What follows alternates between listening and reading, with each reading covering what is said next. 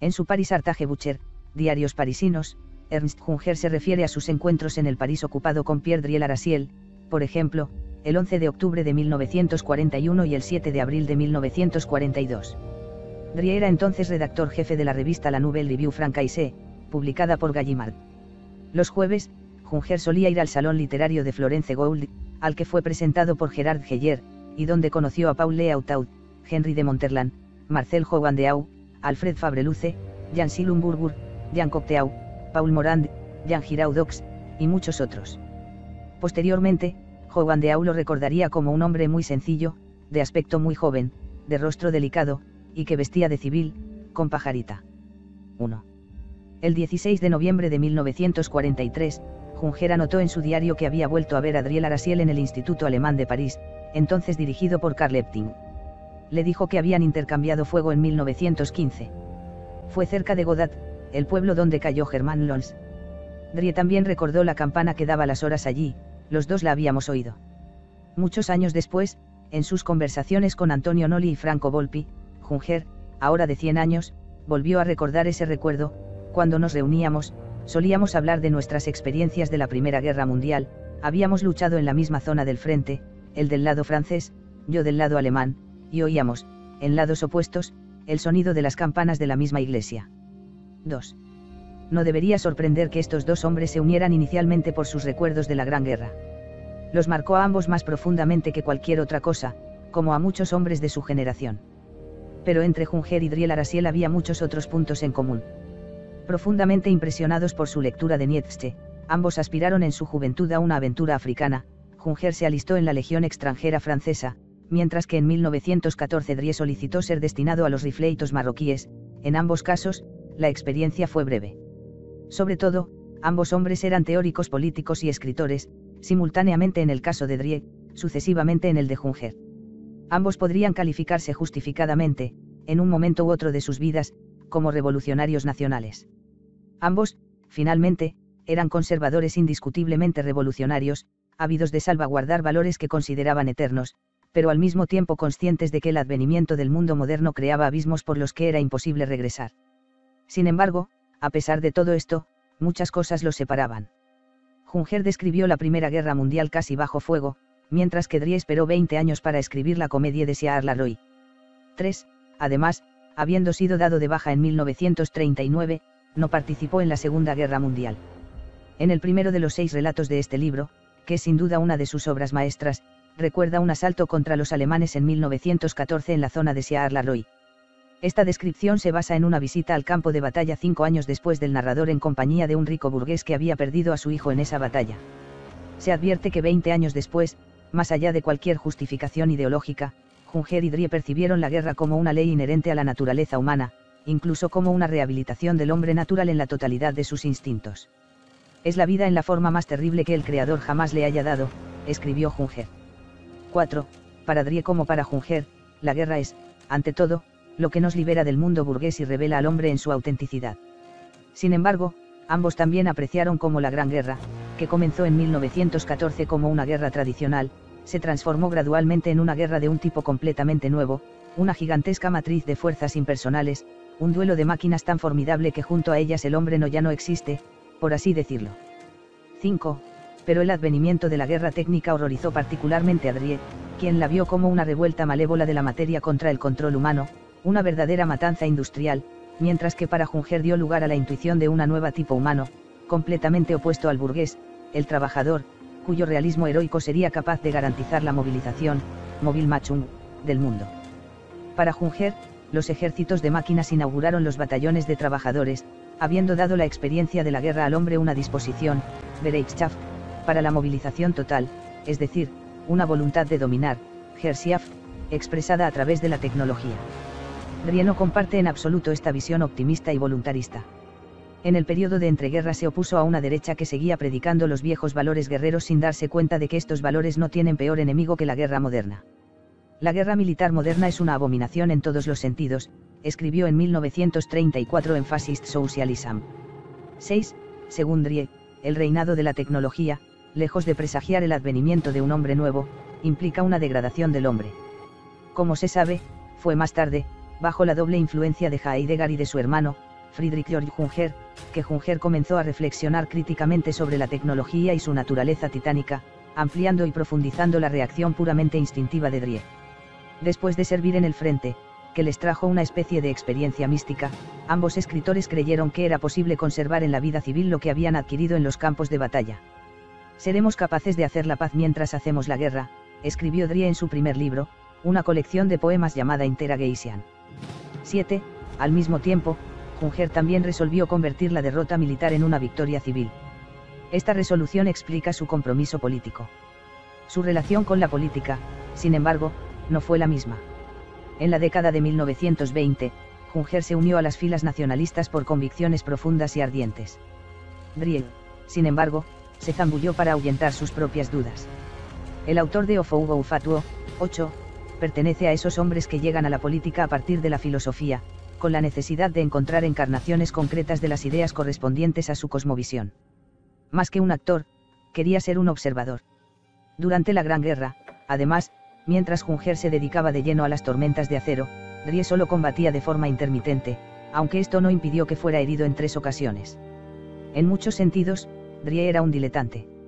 De su diario de los años 1939 a 1945, publicado recién en 1992, se podría hablar incluso de su indiferencia ante cualquier convicción ideológica profunda, de su inconstancia, Julien Herbier. Esto no es impreciso, pero de ninguna manera se debe ver ningún rastro de oportunismo en esta actitud. Germanófilo pero anglómano, atormentado por la decadencia pero consciente de que su propio trabajo se ajustaba a una determinada definición de ella, Drie es un hombre de dudas y oscilaciones, quizás manifestando sus orígenes burgueses. Esto se ve claramente en su trato con las mujeres. El autor de un hermoso libro llamado El hombre cubierto de mujeres, 1925, 9, que es quizás en gran parte autobiográfico, Drie amaba a las mujeres, pero no por ellas mismas. Su donjuanismo, de inspiración cuasi platónica, se articula en torno al deseo de seducir y la loca idea de la belleza: imposible para mí encariñarme con una mujer, imposible para mí abandonarla.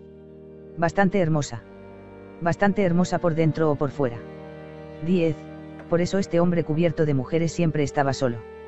Lo mismo ocurría con la política, ningún régimen político podía atraerlo por completo, al igual que ninguna mujer era lo suficientemente hermosa para él.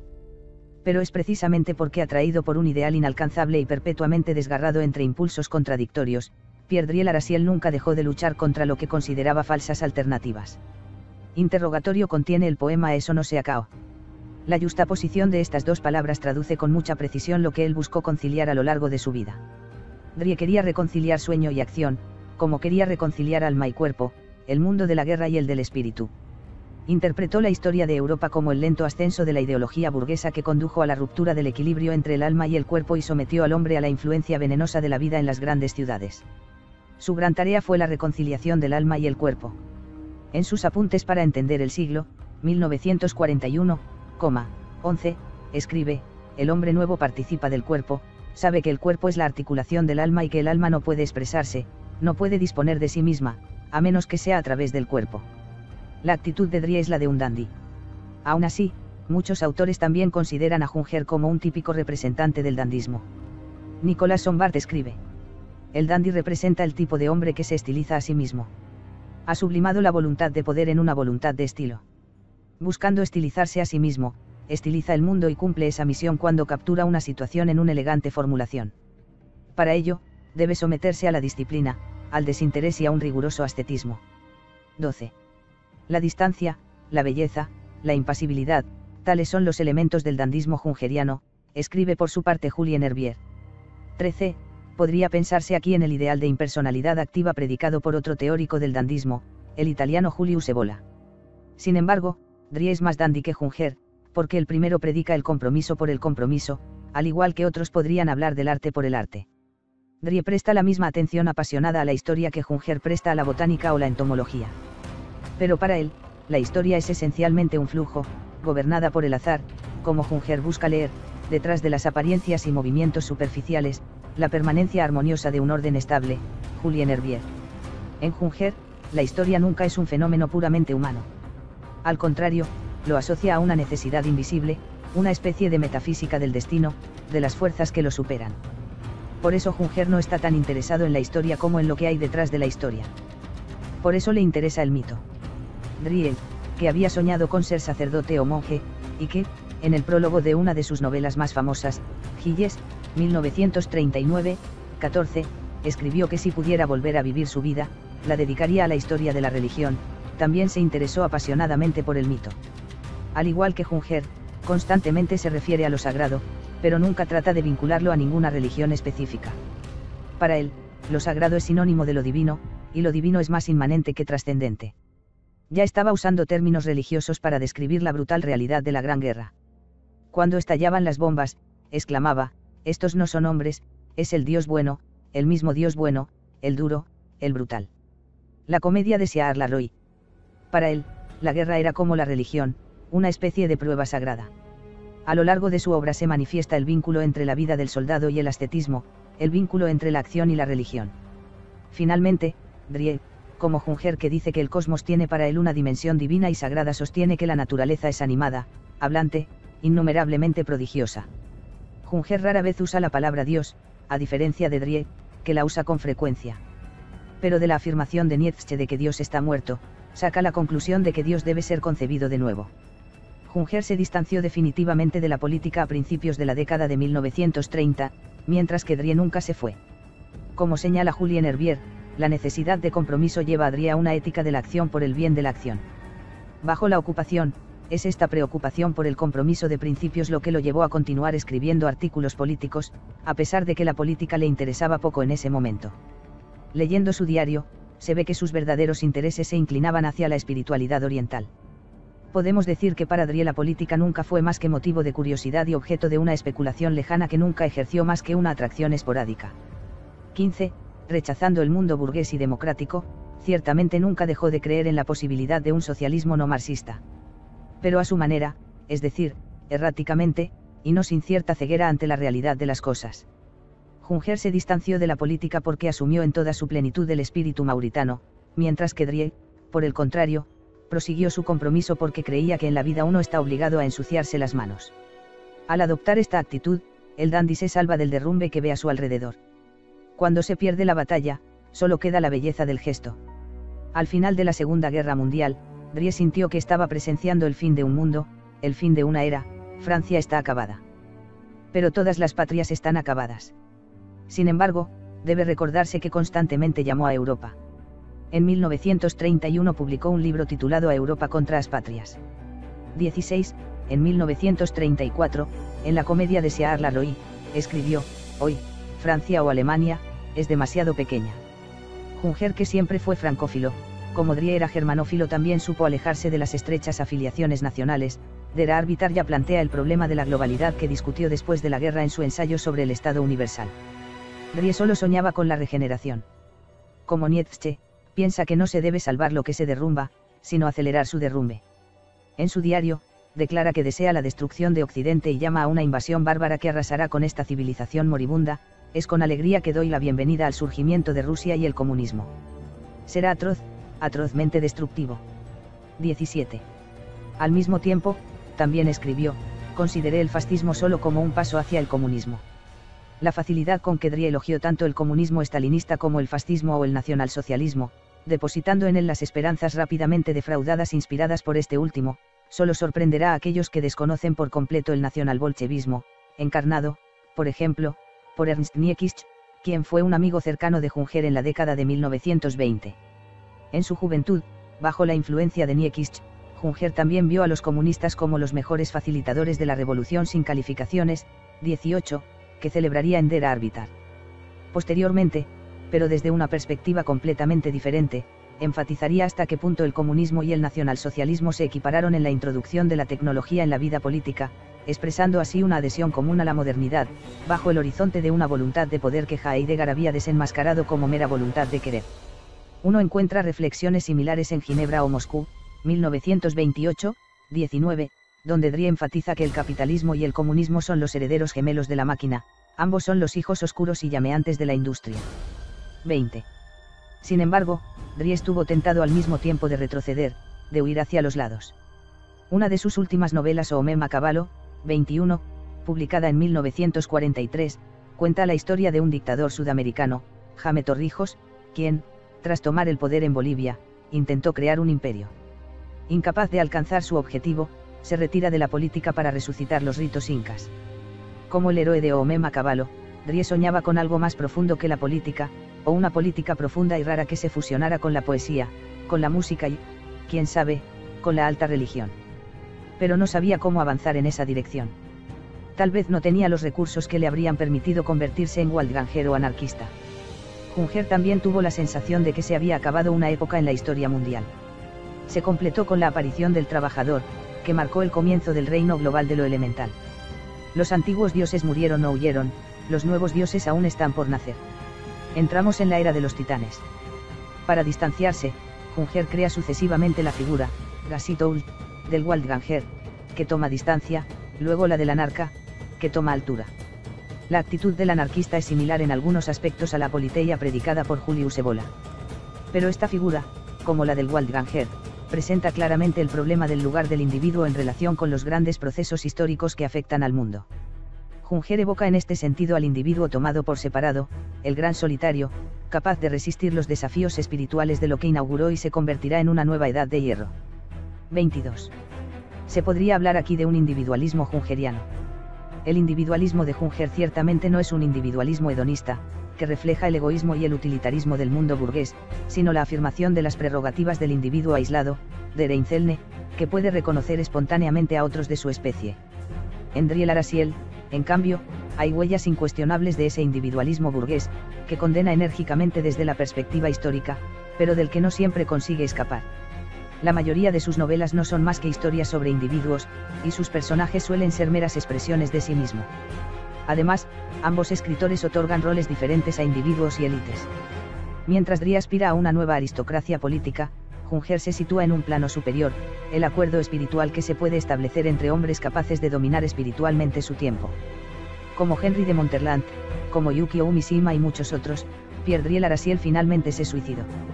Pero sería un error explicar su suicidio simplemente como una derrota política, incluso si él mismo lo alentó diciendo, en esencia, aposté, perdí, reclamo la muerte. De hecho, Drie había estado tentado por el suicidio desde la infancia. Él había escrito, cuando era adolescente, me prometí a mí mismo que sería fiel a mi juventud, un día, traté de cumplir mi palabra. Al morir, como el héroe de su novela El fuego del pantano, 23, Drie se mantuvo fiel a esta tentación de su infancia. Antes, había escrito en su diario, la belleza de la muerte consuela una vida apenas vivida. Dios, que fue mi vida. Unas mujeres, la embestida de Siar Larroy, unas palabras, unos paisajes, estatuas, pinturas, y eso fue eso. 24. Ernst Junger escribió que el suicidio pertenece al capital de la humanidad, y esta es una máxima que Monterland había anotado en sus cuadernos cuando él mismo decidió suicidarse en septiembre de 1972.